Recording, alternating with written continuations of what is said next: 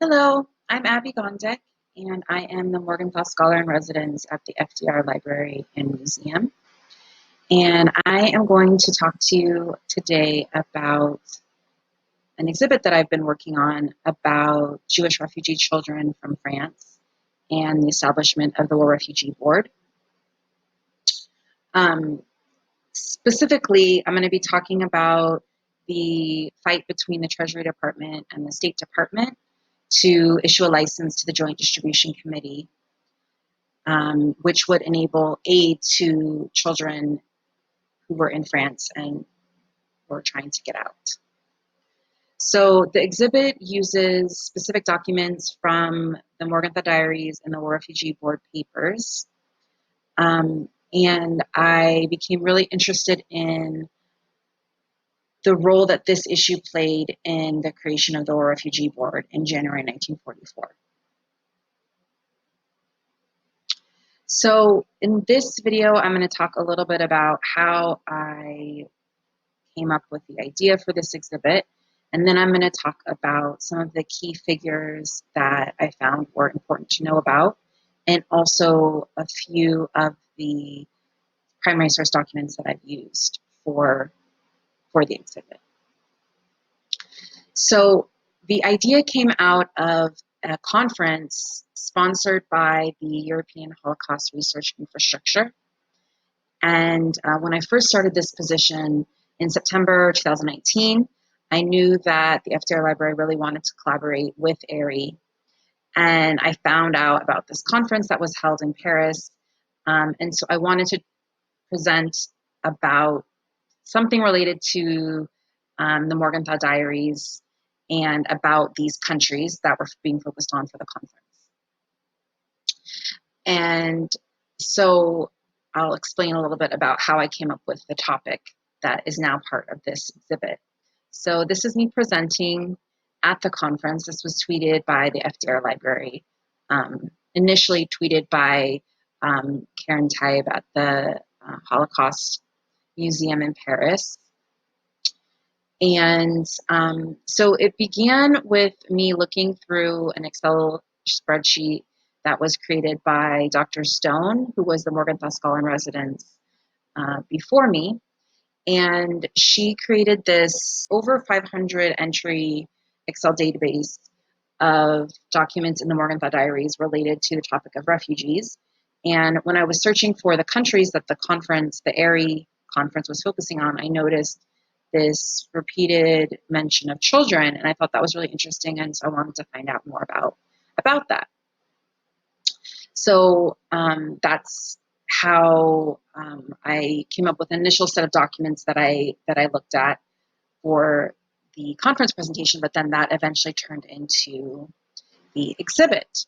The key figures in the conflict between Treasury and State, conflicts between the Joint Distribution Committee and the World Jewish Congress, why I got so interested in this particular topic. So this is part of the larger exhibit, and this particular aspect of the exhibit focuses on the conflicts between these Jewish organizations and how the State Department used these conflicts to try to block the issuance of a license for the Joint Distribution Committee in order to operate in France and to help these children get out. So I keep mentioning a license. So the license, it was basically permission for organizations to operate in what was considered enemy territory, and they needed these licenses in order to be able to carry out their operations.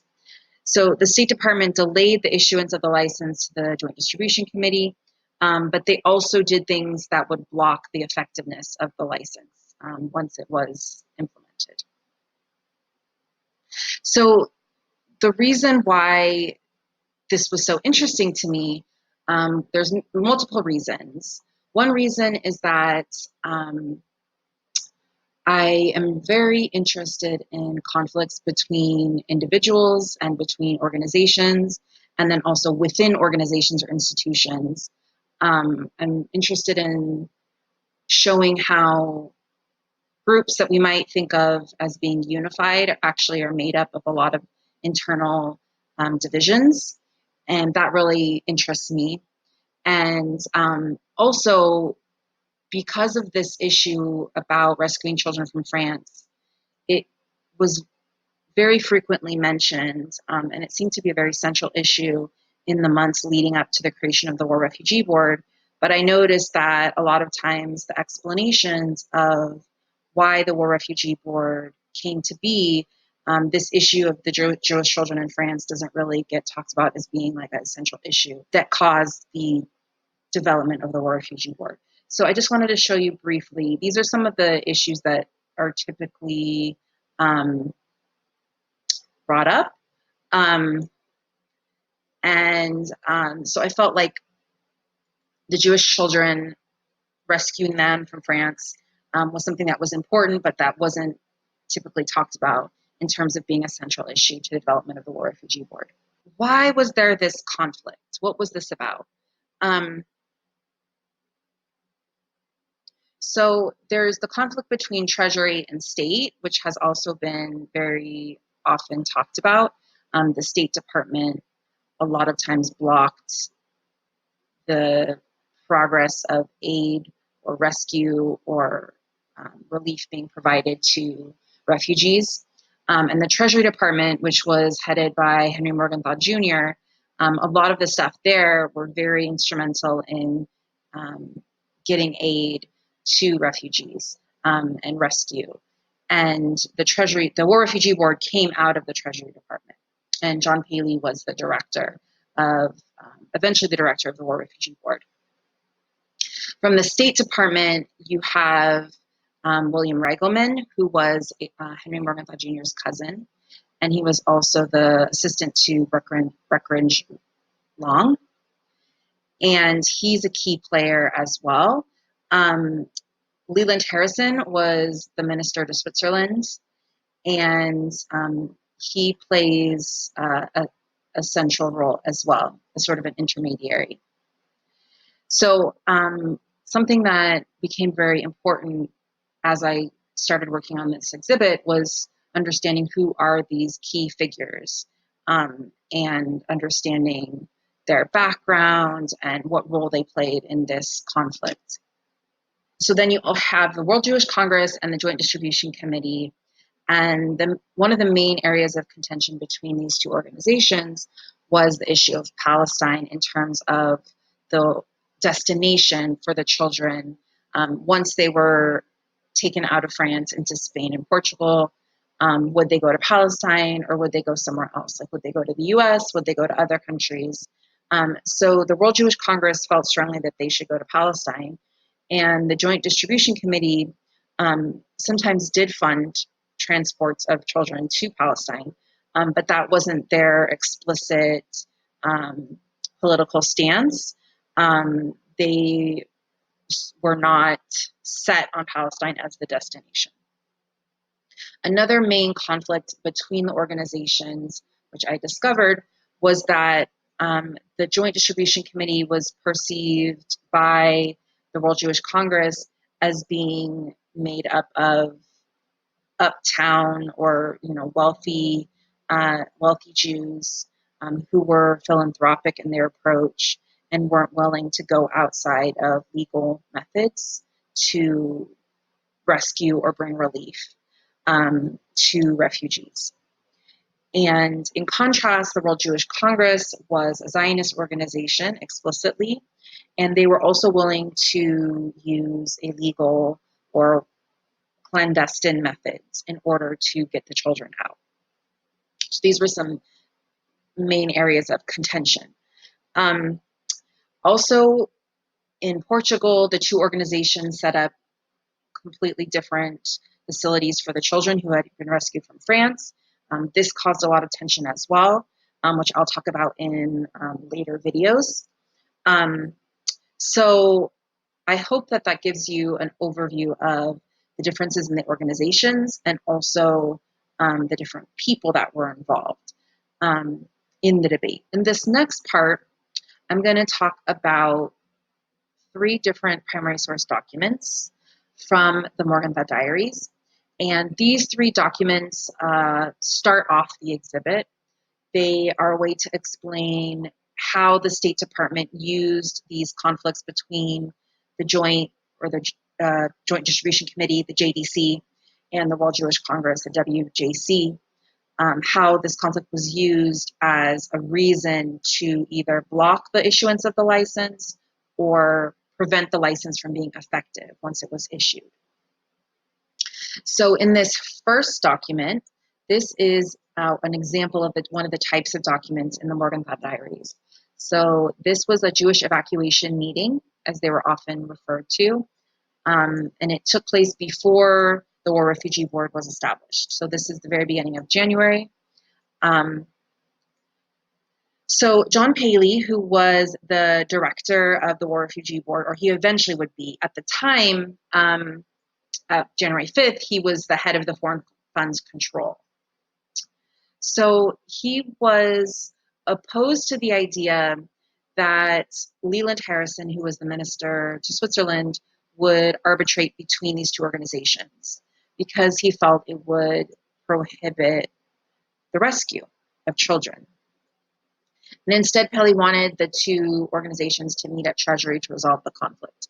So he was worried that if Leland Harrison interceded as the minister to Switzerland on behalf of the State Department, that the license would end up not being implemented in the way that it was supposed to be. And in this transcript, Henry Morgenthau Jr. is saying that he feels like it would be better if John Paley spoke to these two organizations rather than him. It's a little bit unclear as to why, but it seems that he had some issues with trying to work with these organizations in the past. And he says they won't think of me as the Secretary of the Treasury. So he feels like it'd be better if they spoke with John Paley. In the second document that I selected, this is a memo. So this is a different type of document that you can find in the Morgenthau diaries. And it's from the very next day. So what happened was that William Reigelman, who was Breckinridge Long's assistant in the State Department, he was also Henry Morgenthau Jr.'s cousin. He ended up adding an introductory message to the license that really underscored the differences between the World Jewish Congress and the Joint Distribution Committee in terms of the licenses issued to the two different organizations. And so the license was sent, which was a good thing, but this additional message was sent, which sort of defeated the intention of the license. And so, of course, this really upset John Paley.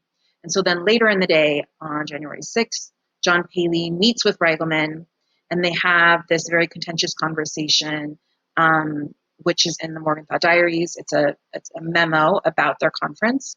And Reigelman insisted that this friction between the organizations would hamper the benefits of the license.